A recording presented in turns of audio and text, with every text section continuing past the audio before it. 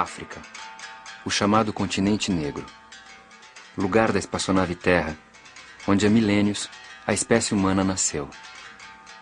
Espaço geográfico que vem abrigando ao longo dos tempos sociedades, línguas e culturas muito variadas. A África nunca foi uma realidade homogênea, em termos humanos ou culturais. Alguns povos africanos, vindos de Angola, do Congo, de Moçambique, da Nigéria, do antigo Daomé e de outras partes do continente negro, atravessaram o Oceano Atlântico para desembarcar no Brasil. E esses negros passaram a ser a massa substancial da força de trabalho de fazer o Brasil. Toda a cultura brasileira está impregnada dessa herança africana. Sua presença fez quase tudo que aqui se fez.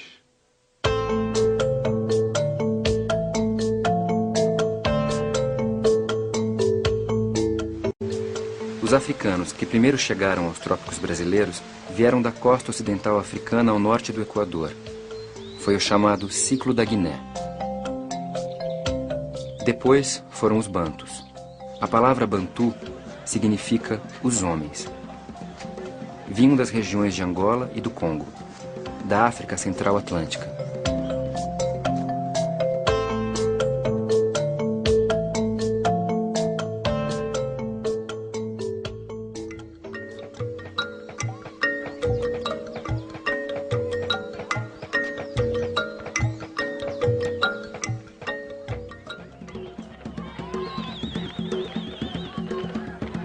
O sagrado está presente em todos os instantes e em todas as instâncias da vida banto.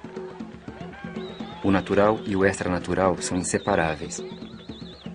Os bantus acreditam na existência de dois mundos, o visível e o invisível. Acreditam na interação desses mundos e em um Deus que é criador e pai de tudo que existe. Pai dos homens, pai das coisas, pai dos insetos. Deus, criador de toda a criação, não pertence ao mundo dos seres, das criaturas.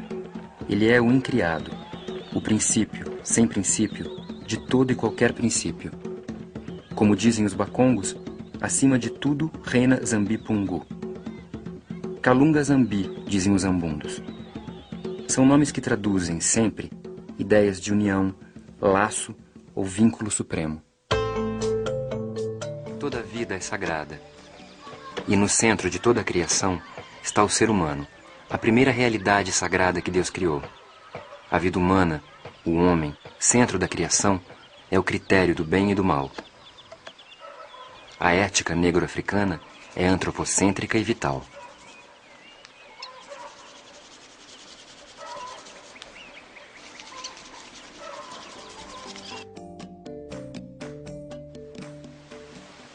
No Reino do Congo existiam 3 ordens: a aristocracia, os homens livres e os escravos. O rei não se confundia com o comum dos mortais. Ao cometer incesto com a irmã, tornava-se o sem família, o que o capacitava a governar todas as famílias. O ato incestuoso e a iniciação lhe davam poder sobre os encantamentos, o poder dos feiticeiros.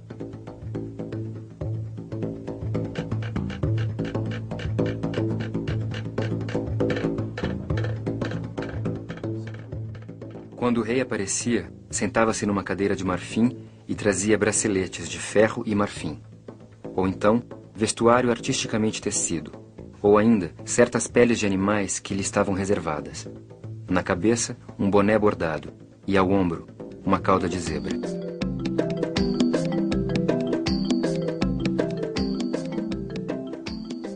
A África era um continente de escravos e de senhores de escravos. No Reino do Congo, a aristocracia empregava escravos no cultivo dos campos. Entre os negros alçás, escravos eram comprados e vendidos, usados como soldados e lavradores, servindo ainda de moeda para transações comerciais.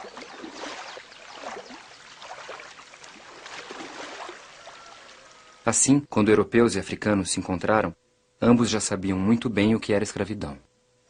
No século XVIII, houve uma alteração no contingente negro de nossa população.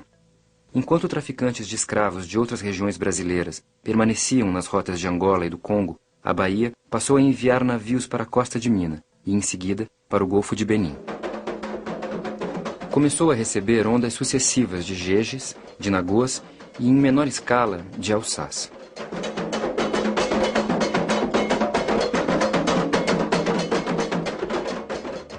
A expressão jeje designava grupos étnicos do antigo Daomé, como a gente Fon. A expressão nagô referia-se a grupos étnicos de língua iorubá. Esses agrupamentos vieram para dar a definição única da fisionomia biológica e cultural da gente da Bahia, de Recife e de São Luís do Maranhão.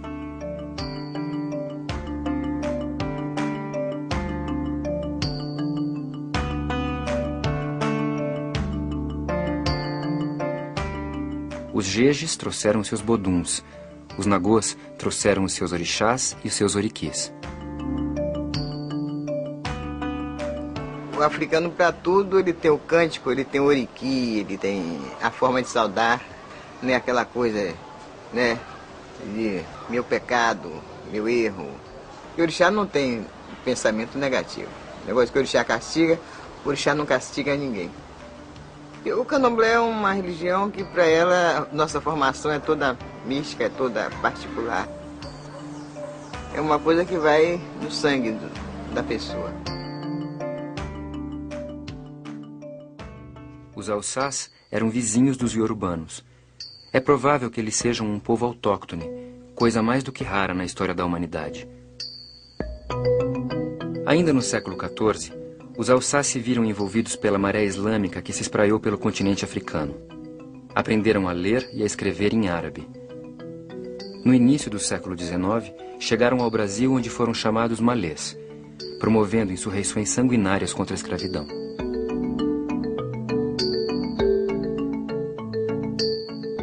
As nações do Alçá eram florescentes e das mais adiantadas da África Central. Era de prever que uma nação assim, aguerrida e culta, não poderia fazer passivas máquinas de plantio agrícola. Por sob a ignorância e brutalidade dos senhores brancos, o islamismo organizou-se em seita poderosa.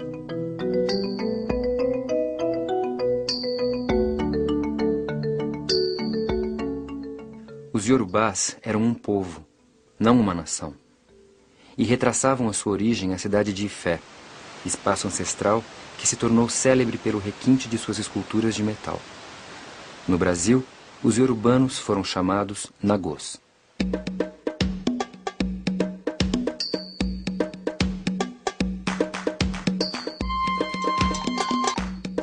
Entre os diversos grupos iorubanos, os deuses variam de região para região, de reino para reino. No Império de Oió, por exemplo, quem estava no centro era Xangô, o deus do trovão.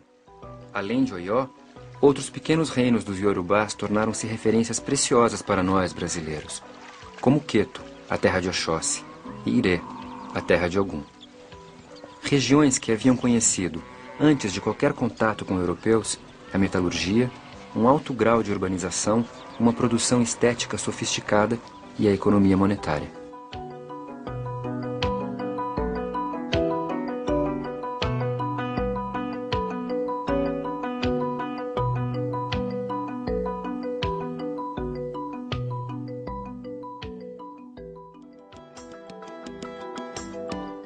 Os orixás iorubanos estão vivos entre nós.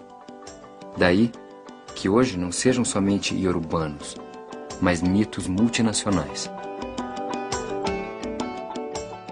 O que aconteceu no Brasil foi que os africanos foram tão fundo na aventura da construção deste país que hoje eles já não são eles. Eles somos nós, os brasileiros.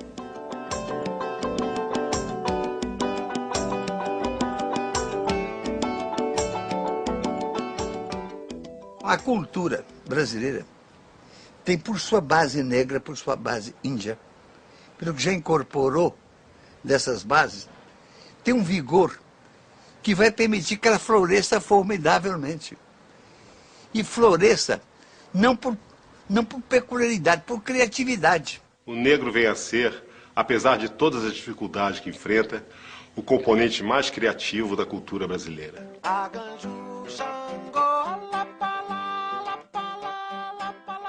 Xangô,